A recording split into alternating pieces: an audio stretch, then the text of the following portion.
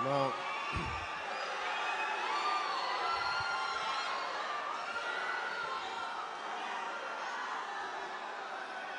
నాకు నా హృదయానికి దగ్గరైన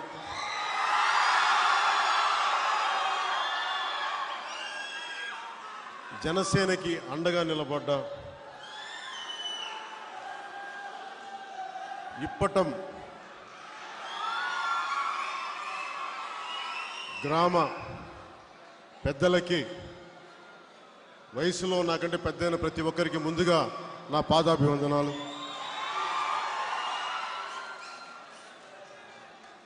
మీరు ఎంతో ప్రేమతోటి మార్చి 14న మేము సభను నడుపుకోవాలి అంటే, సభ నడపాలి అంటే చాలామంది ముందుకొచ్చి ప్రభుత్వం, వైసీపీ ప్రభుత్వం బెదిరింపులకు కానీ ఇబ్బందులకు కానీ గురి చేస్తే అందరూ అడుగు వెనక్కేసి క్షమాపణలు అడిగారు, మేము ఈలేకపోతున్నామని. కానీ ఒక ఇప్పటం గ్రామం ప్రజలే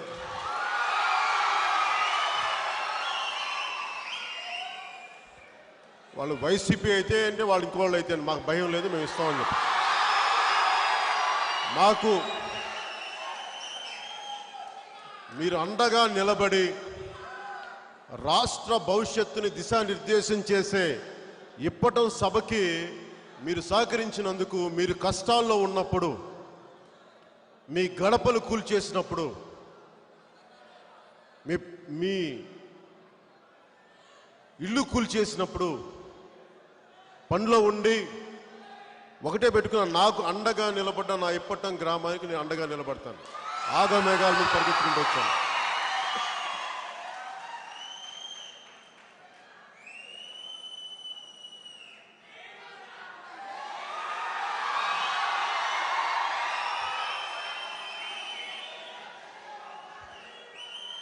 ఎప్పుడు కూడా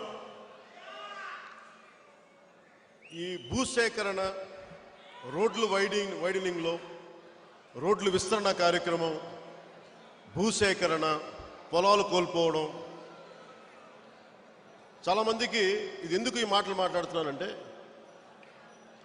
మనం ఒక ఇల్లు అనుకుంటాం, మన పొలం అనుకుంటాం, మన నేల అనుకుంటాం, అది ఎమినెంట్ డొమైన్ అని చెప్పి సార్వభౌమాధికారం ప్రభుత్వానికి ఉంటుంది. విచక్షణారహితంగా దాన్ని వాడేసి మనం ఉంటున్న నివాసాలు కానీ, మన సేద్యం చేసుకుంటున్న పొలాలని కానీ ప్రభుత్వాలు తీసేసుకొని సరైన దానికి ఒక పారితోషికం ఇవ్వకుండా కూల్చేసినప్పుడల్లా నాకు నిజంగా చాలా బాధ కలిగింది. చిన్నప్పటి నుంచి ఈ ఆవేదన నాకు చిన్నప్పటి నుంచి ఉంది. ఎమినెంట్ డొమైన్ అంటే ప్రభుత్వం తాలూకు సార్వభౌమాధికారత, అంటే ప్రభుత్వం పబ్లిక్ యూస్ కోసం మీ ఇల్లు కావాలి అంటే కాంపన్సేషన్ కూడా పే చేయకుండా తీసేసుకోవచ్చు. చాలా విచక్షణతో చేయాలి. కానీ దాదాపు ముఖ్యంగా వైసీపీ ప్రభుత్వం గత దశాబ్దాలుగా ప్రజల ప్రైవేట్ ఆస్తులు కావాలి, ప్రభుత్వ పబ్లిక్ యూసేజ్కి రోడ్లు విస్తరణ జరగాలంటే కొన్నిసార్లు ఇల్లు కోల్పోతాం. కానీ దానికి తగినంత పారితోషికం ఇవ్వాలి.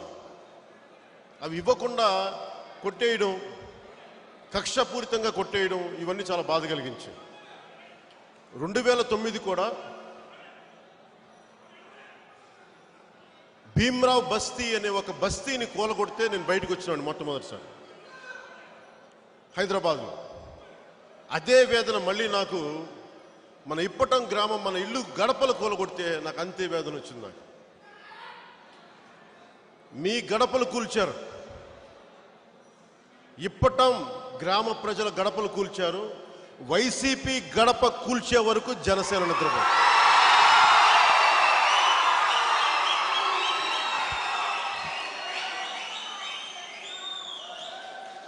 నేను పెద్ద రాజకీయ నేపథ్యం కుటుంబాల నుంచి వచ్చిన వాడిని కాదు. ప్రజలకి కష్టం వస్తే, కన్నీళ్ళు వస్తే కనీసం ఒక భుజం కాద్దాం, మీ కన్నీళ్ళని తుడుద్దాం. ఎప్పుడో మేము ప్రభుత్వంలోకి వచ్చాక నేను ఎలాంటి రాజకీయాలు చూస్తున్నానంటే, ప్రభుత్వంలోకి వచ్చాక మేము అండగా నిలబడతాం, ప్రభుత్వంలోకి వచ్చాక మీకు న్యాయం చేస్తామని మాట్లాడుతూ ఉంటాను. నేను కోరుకుంటుంది ప్రభుత్వంలోకి వచ్చినా రాకపోయినా నా వంతు సహాయం మేమేం చేయగలం. మీ గడపలు కూలిస్తే ప్రభుత్వం వచ్చిన తర్వాత నేను ₹1,00,000 ఇస్తాను, 5 లక్షలు ఇస్తాను అనొచ్చు. కానీ నా వంతు నాకు నిలబడ్డ నా గ్రామానికి, నా ఇప్పటం గ్రామానికి జనసేన పార్టీ తరపున ₹1,00,000 ఇద్దామని నేను నిర్ణయించుకోవడానికి మీరు మాకు నిలబడినప్పుడు నాదైన వంతు సహాయం చేయకపోతే నేను ఎన్ని మాటలు చెప్పినా నిష్ప్రయోజనం నాకు అనిపించింది. ఇదేదో డబ్బులు ఎక్కువ ఇవ్వడం కాదు, మనసు కదిలిస్తున్నాను. మీ కష్టంలో నేను ఉన్నాను చెప్పడానికి, మాకు నిలబడ్డ మా సోదరులకి, మా తల్లులకి, మా ఆడపడుచులకి, మా పెద్దలకి భరోసా కల్పించడానికి చేస్తున్నాను. ఈరోజు నేను ఒకటే కోరుకుంటా ఉన్నాను, పట్టు విడుపు ఉండాలి రాజకీయంలో. ఈరోజు వైసీపీ చేసింది, ఇప్పటం గ్రామం ప్రజలు జనసేన పార్టీకి అండగా నిలబడ్డారు, స్థలం ఇచ్చారు, పొలాలు ఇచ్చారన్న ఒక్క ఏక కారణంతో, మీకు రోడ్లు వైడనింగ్ అని చెప్పి ఒక కారణంతో విచక్షణారహితంగా కొట్టేశారు. విచక్షణారహితంగా. నిజంగా రూల్స్ అందరికీ వర్తించాలి. 20 అడుగులేమో ఒక చోట ఉండి 60-45 అడుగులను కొట్టేసి 20 అడుగులను వదిలేసి ఆ పక్కనే వైఎస్ రాజశేఖర రెడ్డి గారి విగ్రహాన్ని వదిలేసి నిజంగా త్రికరణ శుద్ధిగా చేయాలి అంటే చాలా పద్ధతిగా చేయొచ్చు, ప్రభుత్వానికి చిత్తశుద్ధి ఉంటాయి. కానీ ఇది కక్షాపూరితంగా చేశారు, చాలా కక్షపూరితంగా చేశారు. అందుకని నేను మీకు నిలబడున్నా. మీ నుంచి నేను భరోసా ఇస్తుంది మీకు ఒకటే, మీ కష్టాల్లో మేము ఉన్నాం, మీకు చేదోడు వాదోడుగా ఉంటాం. నేను ఒకటే కోరుకుంటా ఉన్నాను, మీరు భయపడకండి. ఇప్పటం గ్రామ ప్రజలు మీరు చూపించిన తెగింపు అమరావతి రైతులు కూడా చూపించుంటే అమరావతి కదిలేదు కాదు ఇక్కడి నుంచి.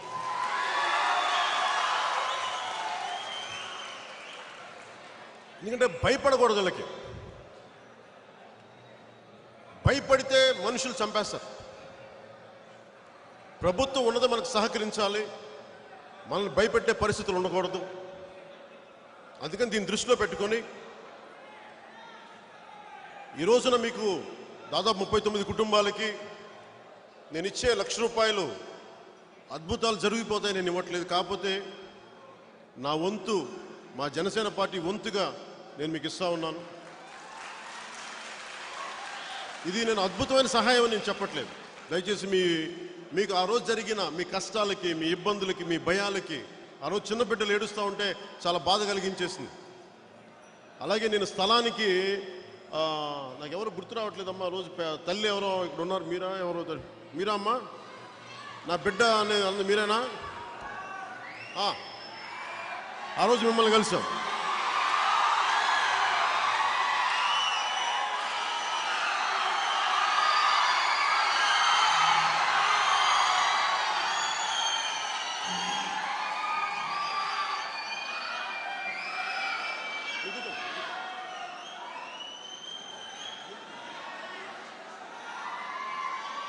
అంటే నన్ను ఒక బిడ్డలాగా ఆదరించి,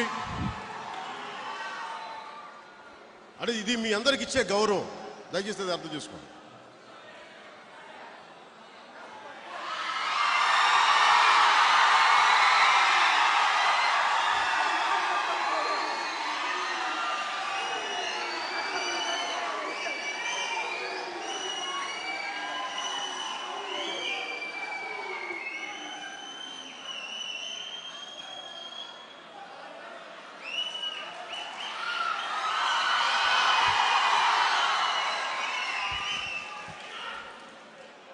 ఒక మాట,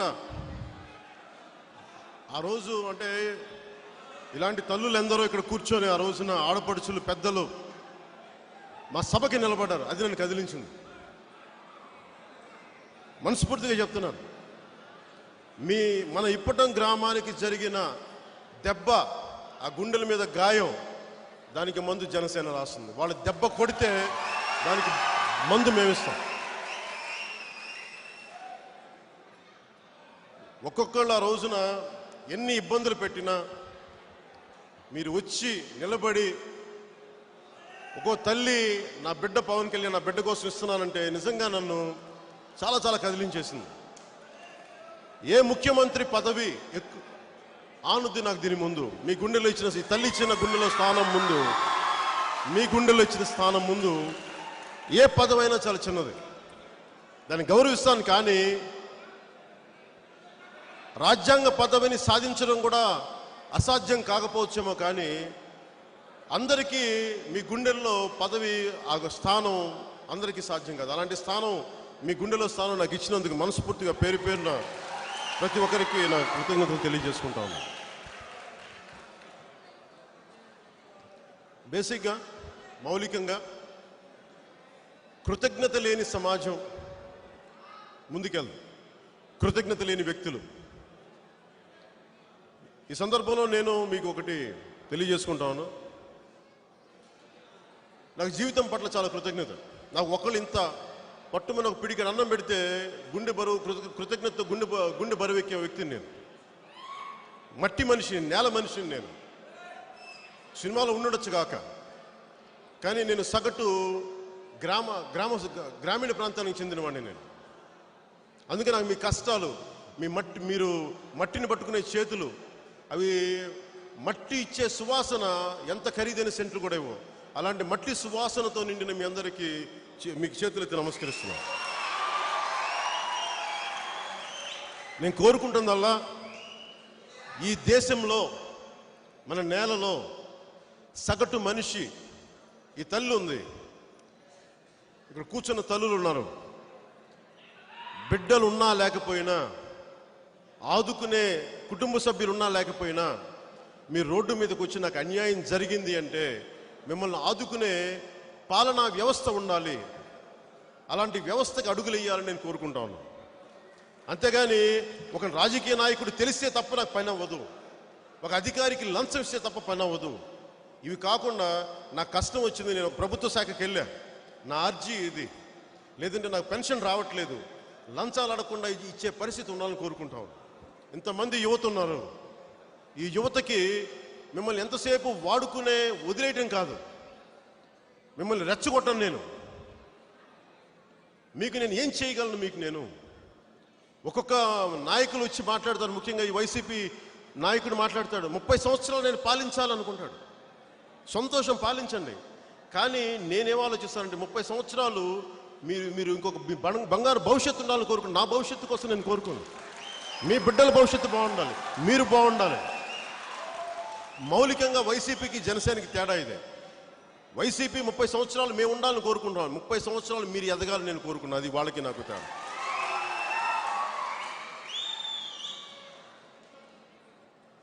మొన్న ఈ మధ్యన సజ్జల గారు మన ఇప్పటం గ్రామం కూల్చివేతల వెనకాల కనిపించే ముఖ్యమంత్రి కాకుండా కనిపించని ముఖ్యమంత్రి, డిఫాక్టో సీఎం సజ్జల గారి ప్లానింగ్ ఇదంతా. సజ్జల గారు చాలా బాధపడతారు. ఒక సందర్భంలో మీ ఆధిపత్య ధోరణి అంటే ఆయన చాలా బాధపడ్డారు.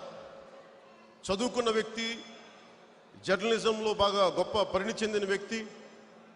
ఆయన ఒక మాట అనగానే నా మీద చాలా, అంటే ఆధిపత్య ధోరణి అంటే ఏంటి మీ ఉద్దేశం అంటే, సజ్జల గారు, నేను సభాముఖంగా చెప్తున్నా, మా ఇప్పటి గ్రామం సోదరులు, తల్లులు సాక్షిగా చెప్తున్నా, ఆధిపత్యం అంటే అహంకారం అండి. అంటే మీరే పెట్టి పుట్టారు, మిగతా వాళ్ళు కాదు, మిగతా వాళ్ళకు మీకు బానిసలు, మేము పడేస్తే మీరు తినేవాళ్ళు, మీరు ఇసిరేస్తే మేము ఏరుకునేవాళ్ళు అన్న ఆలోచన ధోరణి అండి. దాన్ని ఆధిపత్య అహంకారం అంటాం.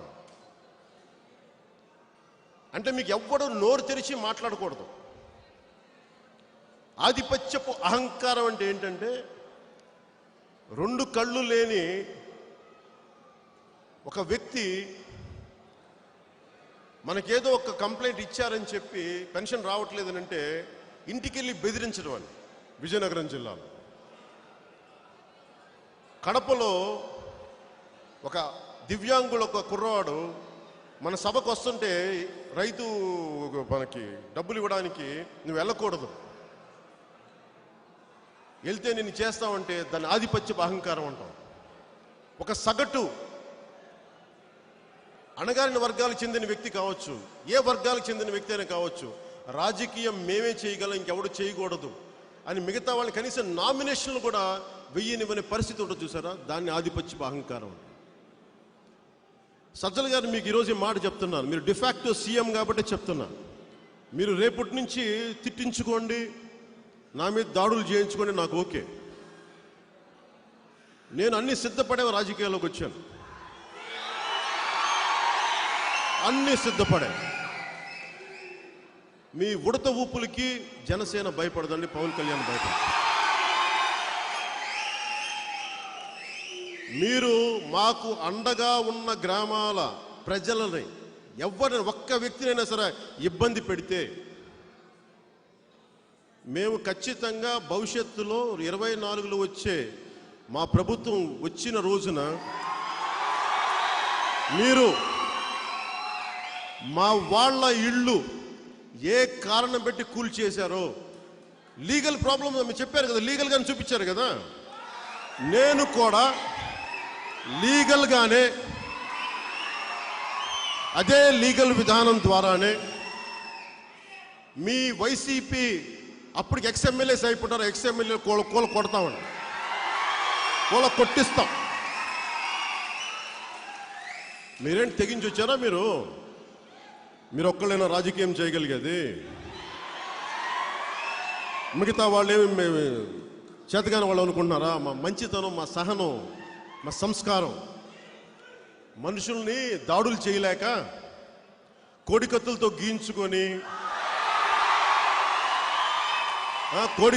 గీయించుకొని డ్రామాలు ఆడలేక ఓ అంబేద్కర్ గారినో, గాంధీ గారినో, నేతాజీ గారినో, కన్నేగంటి హనుమంతు గారినో అలాంటి స్ఫూర్తితోటి, ఒక పింగళి వెంకయ్య గారి స్ఫూర్తితోటి ముందుకెళ్ళే వాళ్ళం కాబట్టి మేము చాలా సంస్కారంగా చేద్దాం అనుకుంటాం.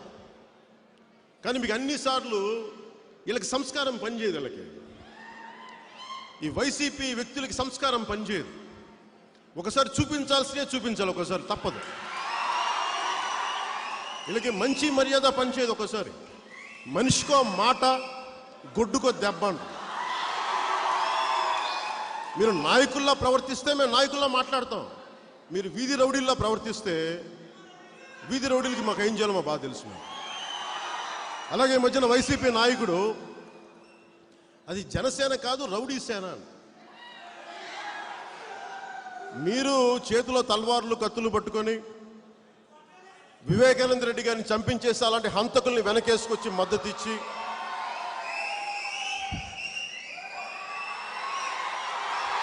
వివేకానంద రెడ్డి గారిని హత్య చేయించి ఆ హత్య చేసిన వాళ్ళని వెనకేసుకొచ్చి, అలాగే రేప్ జరిగితే 1 రేపులకి ఏమైపోతాయనే ఒక కుసంస్కారం. ఆ మాటకి నాకు ఒకటే అనిపించింది, 1-2 రేపులే కదా ఏంటి గోల చేస్తారేంటండి. ఇక్కడ చాలామంది పెద్దలు ఉన్నారు, నాకంటే వయసులో ఉన్న పెద్దలు చాలామంది, కొంతమంది ఎమర్జెన్సీ టైంలో మీకు కొంత అనుభవాలు ఉండొచ్చు దీంట్లో. నేను చిన్నప్పుడు నెల్లూరులో స్కూల్కి వెళ్ళేటప్పుడు మా టీబీ హాస్పిటల్ ఉండేది మా స్కూల్ ఎదురుగా. ఆ గోడల పైన ఒకటే రాసేవాళ్ళు, రమీజాబీ హత్య కేసులో దోషుల్ని, నిందితుల్ని శిక్షించండి అని. నా చిన్నప్పుడు ఎప్పుడు అర్థమైంది కానీ రోజు చదువుతూ ఉండేవాళ్ళం. ఆర్ఎస్యూ అని రాడికల్ స్టూడెంట్స్ యూనియన్ రాసి రమీజాబీ దోషులను శిక్షించండి అని. ఒక వయసుకు వచ్చాక ఇప్పుడు రీసెర్చ్ చేస్తూ ఉంటే ఏంటి రమీజాబీ కేసు ఏంటనంటే, రమీజాబీ అనే కేసుని ఆవిడ భర్తని హైదరాబాద్ నల్లకుంట పోలీస్ స్టేషన్లో సామూహిక మానభంగం చేస్తే భర్తను చంపేశారనుకుంటా. అది 3 సంవత్సరాలు ఎమర్జెన్సీ టైంలో జరిగితే ఒక్క సంఘటనకి 4 సంవత్సరాలు పోరాటం చేసింది ఎంటైర్ మానవ హక్కుల సంఘంతో సహా, అంటే కన్నాభిరాణ్ గారు అనుకుంటా. కానీ ఆ కేసుకి అలా మాట్లాడగలరా? ఇలాంటి వ్యక్తులు ఉంటే ఆ రోజుల్లో ఏం జరిగింది న్యాయం అంటే? నేను ఏం చెప్తున్నానంటే, అంత తోలు మందం వచ్చేసింది నాయకులకి. అంటే నీకు అన్యాయం జరిగితేనే, మన ఇంట్లో బిడ్డకి జరిగితేనే ఘోరం తప్ప, మన గడప కూలితేనే ఘోరం తప్ప, ఎదుటివాడి గోడ కూలిపోయినా, ఎదుటివాడికి అన్యాయం జరిగినా, ఇంకొకటికి జరిగినది మనకు సంబంధం లేదు. మనకు జరిగినప్పుడే కడుపు మంట. జనసేన నేను అందుకు పెట్టలా. నాకు జరిగే వరకు నేను వెయిట్ చేయలే.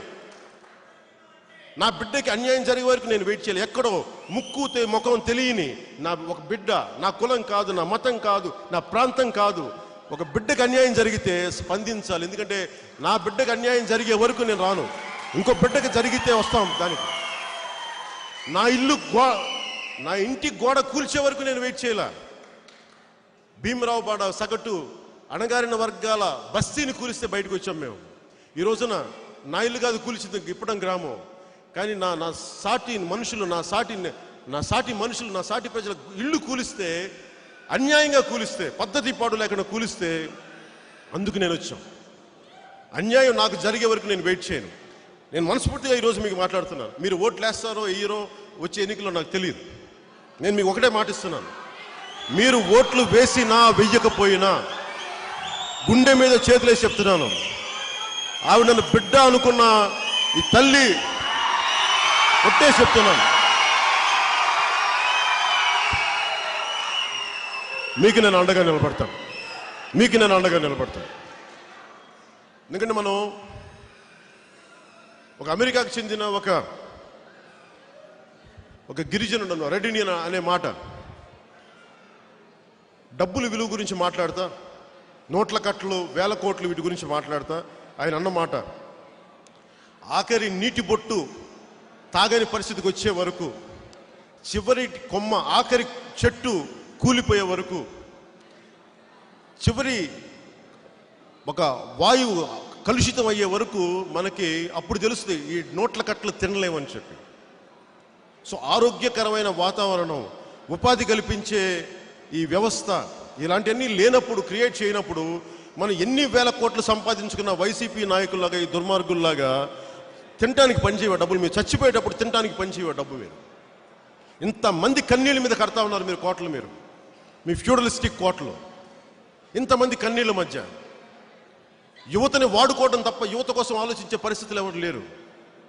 నిజంగా కడుపు వేదంతో కడుపు మండి వచ్చాను రాజకీయాల్లోకి. మమ్మల్ని మాట్లాడితే నువ్వు రౌడీ సేన అంటాడు ఈయన, పెద్ద మనిషి.